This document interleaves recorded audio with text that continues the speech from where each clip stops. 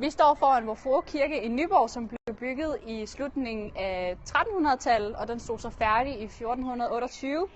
Og den blev indviet pinsedag til Jesus' mor Maria. Okay, så Nyborg i middelalderen. Man kan sige, til at starte med i middelalderen, så er Nyborg de havet af i hvert fald pirater og sørøvere ned fra Tyskland. De hedder Vinter dengang. Men samtidig så drager kongerne og sådan noget også meget på togt og haver dem. Og man kan så, når da henholdsvis Danmark og hele Danmark ligesom bliver mere rigere på grund af de her togter her, så får de også mere velstand og bliver bedre til at bygge blandt andet kirker, som Vor Frue Kirke her.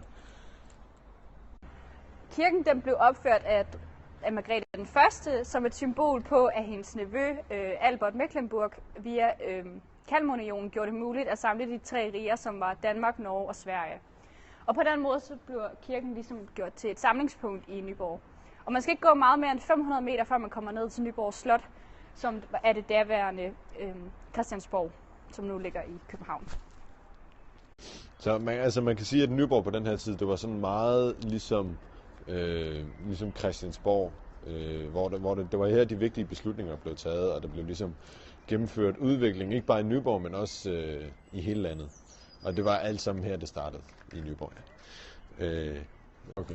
Så den måde, kirken den er bygget på her, det er meget et eksempel på en ny måde at bygge på, der kommer frem i middelalderen. Til at starte med i romertiden, der var der ofte runde kirker, man lavede sådan, men nu har man altså fundet ud af, at man kan lave dem sådan meget mere spidse i det.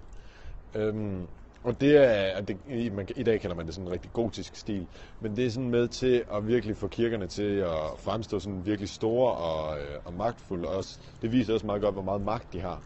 Man kan så sige, at en af fejlkilderne ved det, er, at vi læste os frem til, at den har været sådan, det var i 1800-tallet omkring reformationen, bare omkring reformationen, der ikke var i 1800-tallet, men i 1500-tallet, så blev den udvidet igen, den her Vor Frue Kirke, så man kan sige, der er ikke så meget tilbage fra den sådan rigtig gamle middelalder i forhold til kirkens sådan byggestil.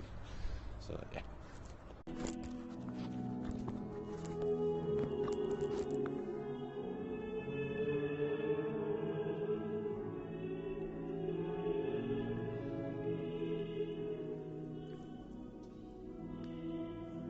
Med kristendommens indførsel så kommer kirken til at få en rigtig stor magt. Det er ligesom dem, der fortæller, hvad folk de må og hvad de ikke må.